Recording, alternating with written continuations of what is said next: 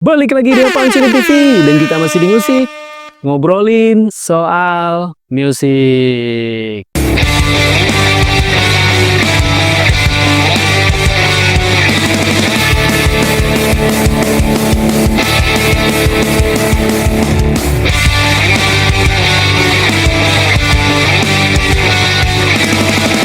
Musik, ngobrolin soal musik. Masih sama gua tentunya, dan yes, gimana kabar lu semua hari ini? Semoga sehat dan berkah selalu buat lu yang masih setia nonton video di channel ini guys. So, jadi hari ini balik lagi musik, akan ngebahas atau kita obrolin tentang Linkin Park lagi nih guys ya. Semoga lu juga nggak bosen. Balik lagi gue bahas Linkin Park karena video sebelumnya juga kita udah bahas Linkin Park lagi gitu kan. Tapi gak masalah ya, karena ngobrolin musik cukup menyenangkan, apalagi ngebahas tentang Linkin Park. Video yang banyak di request di channel ini. Dan juga gua thanks banget karena kalian masih semangat untuk menyemangati gua, terutama ya untuk ngebahas tentang musik atau ngobrolin tentang musik, terutama band Linkin Park, karena ini band memang keren menurut gua sih. Jadi ya udahlah, kita bahas lagi aja gitu. Tapi sebelum itu, buat yang baru bergabung di channel ini, jangan lupa selalu dukung channel ini dengan cara gimana? Cukup simpel, cukup lu like, komen, subscribe, jangan lupa di share. Kita bangun channel ini agar kedepannya bisa lebih berkembang lagi. So, jadi hari ini sesuai dengan judul thumbnail, gua akan ngebahas tentang Linkin Park kenang momen konser di Jakarta saat sempat diguyur hujan nih guys. Nanti kita akan ngebahas dan ngobrolin soal Linkin Park ini, tapi kita langsung ke infonya dulu. Let's go!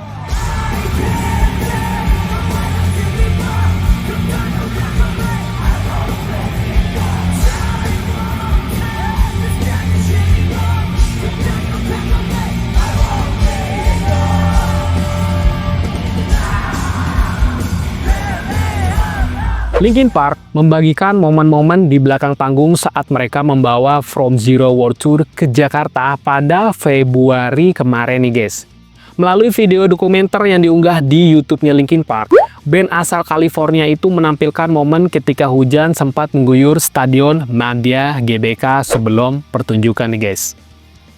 Dalam video tersebut, Mike Shinoda tampak sedang mendengarkan arahan timnya mengenai konser malam itu. Tim mengarahkan para personil Linkin Park untuk selalu waspada. Pokoknya kami akan menunda konser jika ada petir, kata seorang kru kepada Mike Shinoda dan kawan-kawan. Potongan video itu juga menampilkan persiapan Emily Armstrong yang untuk pertama kalinya tampil di Indonesia tentunya nih guys. Ayo bersenang-senang, saya sudah menggunakan maskara anti air dan mencukur bulu kaki demi malam ini. Ya, malam inilah saatnya, kata Emily Armstrong sambil mengikat tali sepatunya nih guys. No. We may pause if there's lightning coming in, but we're playing through if it's raining. Playing through if it's raining. Have fun. I only play in the rain. I put waterproof mascara on, Oh, hey. and I shaved my legs for this night. This is a date night.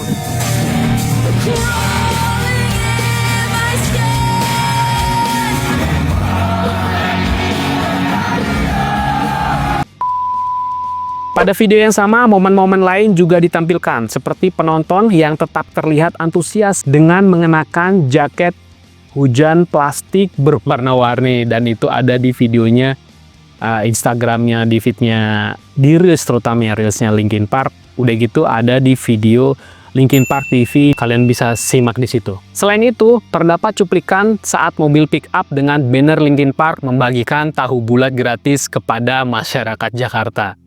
Meski sempat diguyur hujan, penampilan Linkin Park malam itu tetap memberikan kesan yang baik. Dan aksinya Linkin Park bersama Emily Armstrong di malam itu memang amat sangat luar biasa keren. Tidak kurang dari 25 lagu dibawakan Mike Shinoda CS, mulai dari lagu hits mereka seperti Somewhere I Belong, Numb, In The End, Veins, dan Paper Cut, hingga lagu-lagu dari album terbaru seperti The Emptiness Machine, Two Fates, dan Heavy Is The Crown. Wah, emang keren banget sih, 25 lagu ya. Gokil parah sih. Dan balik lagi ya, kita bahas sedikit ya. Memang kalau dipikir begini sih guys. Ya ini dikoreksi kalau memang omongan gue salah di obrolan kita kali ini. Jarang banget band luar itu membagikan momen-momen penting mereka saat perform atau live di Indonesia. gitu kan. Terutama ya sorry nih ya buat fansnya band yang gue sebutin ya, kayak Bring Me The Horizon ataupun A Day To Remember, itu mereka tuh sama sekali tidak membagikan momen saat mereka tampil di Indonesia dalam bentuk video ataupun dalam bentuk foto di feed mereka tidak akan pernah ditampilkan. Gue juga aneh ya, kalau misalnya kayak di negara Jepang atau di negara yang lainnya, pasti ya gue nggak tahu reelsnya tuh meliput negara tersebut, aksi-aksi mereka tersebut. Padahal di Indonesia juga gue bilang crowdednya nggak kalah keren dibandingin negara-negara lain gitu. Tapi kenapa di acara-acara tersebut mereka tuh enggan gitu buat kayak nampilin Indonesia gitu? Apa karena mungkin malu kita negara lapis 3 gitu dibandingin yang mereka datengin negara lapis 1 dan 2 gitu. Tapi juga ya gue juga nggak tahu itu ya mungkin dari manajemennya mereka mungkin tidak pernah mau mengupload keseruannya perform di Indonesia. Tapi itu beberapa band aja ya, tapi kayak Linkin Park contohnya, mereka sampai bikin Linkin Park TV ngebahas tentang perjalanan mereka, tour mereka ke setiap negara yang mereka kunjungi, dan itu diupload di sosial media mereka, dan itu keren banget menurut gua sih. Gua apresiasi banget sama band besar macam ini. Bahkan kayak Green Day pun, Billie Joe Armstrong dan feature Green Day pun menampilkan ya udah crowdednya dan live mereka di Indonesia. Apa yang salah dengan Indonesia? Kenapa mereka itu kayak merasa malu untuk mengupload aksi mereka di Indonesia gitu kan? Terutama ya band yang udah sering dateng lah, terutama Bring Me The Horizon, mereka nggak pernah gitu. Bahkan Baby Metal pun walaupun hanya foto ya, hanya picture, itu mereka masih mau lah untuk mengupload keseruan live kemarin gitu. Tapi kenapa yang band utamanya kayak enggan gitu?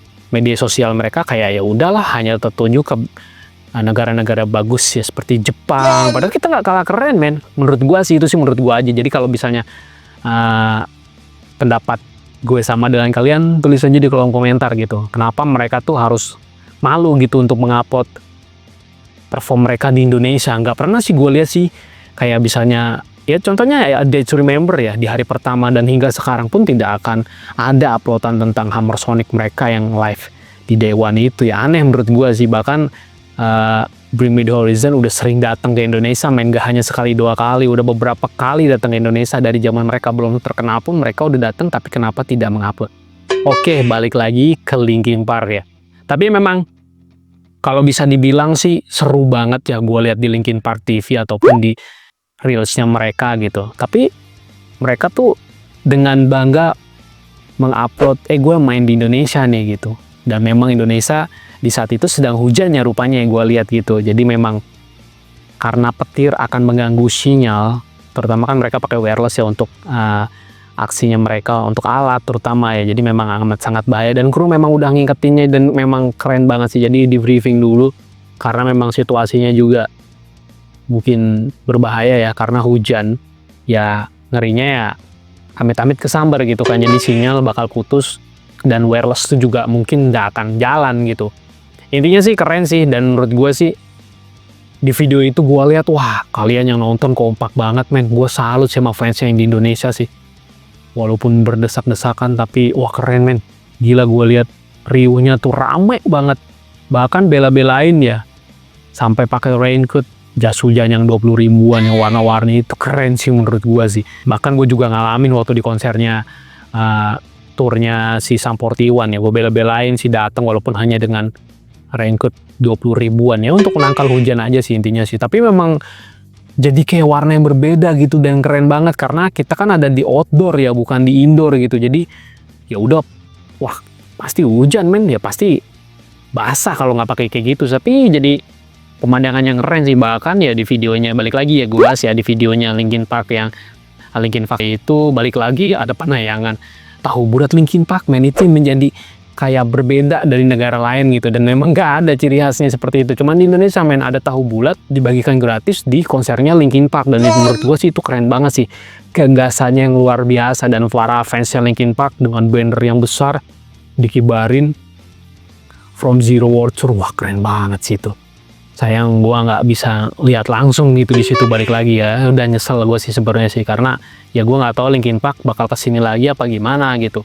Dan ya momennya juga gue belum tentu bisa dapat lagi ya, siapa tahu gue mungkin di tahun pas Linkin Park dateng gua lagi nggak ada duit juga apa gimana gitu kan. Jadi ya memang sebenarnya momen terbaik adalah ketika Anda tidak melewatkan suatu konser band besar gitu. Karena yang amat disayangkan ya gue nggak tahu ya, mungkin nanti nextnya Emily apa masih bisa bekerja sama Linkin Park. Gua harap sih masih ya, karena memang sepak terjangnya Emily bagus menurut gua sih. Jadi cukup bisa menggantikan sosoknya Chester B di atas panggung gitu. Jadi ya oke lah menurut gue sih, walaupun memang kalau kita bahas secara keseluruhannya nggak mungkin bisa sesempurna Chester B ya. Tapi menurut gue amat sangat cukup bisa bikin gue happy nontonnya, walaupun gue nontonnya cuma di YouTube men.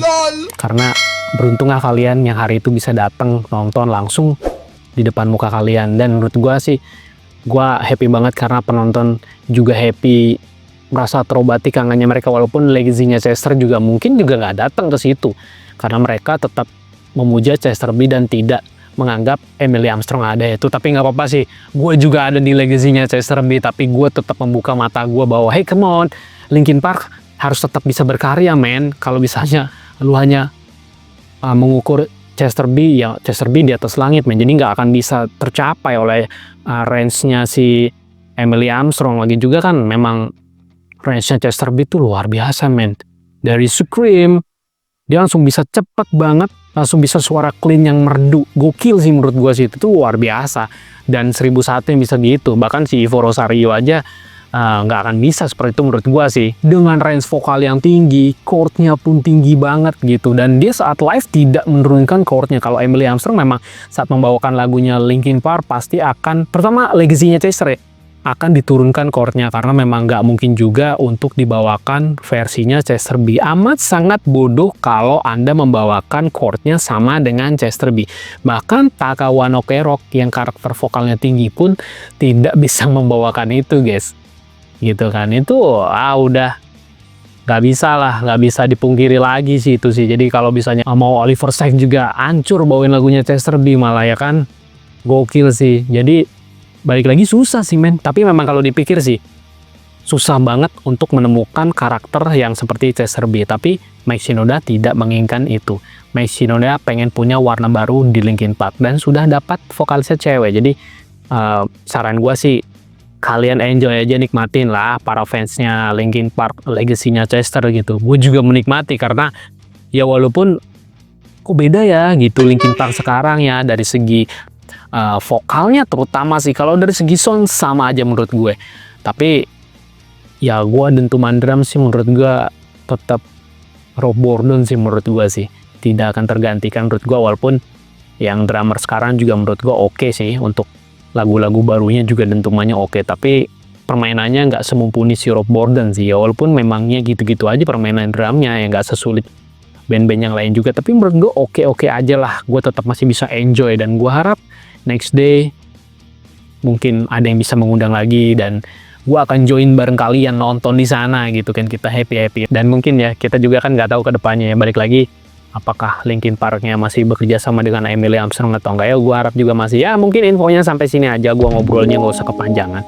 karena seru banget kalau ngobrol sama kalian di sini gitu kan ya. Walaupun balik lagi Linkin Park lagi dan Linkin Park lagi yang gue bahas di sini, tapi nggak apa-apa ya. Semoga yang ngedengerin juga nggak bete gitu kan. Tapi balik lagi, thank you banget nih buat yang ngedengerin gua ngobrol soal Linkin Park di musik kali ini dari awal sampai terakhir nggak di skip. Thank you banget.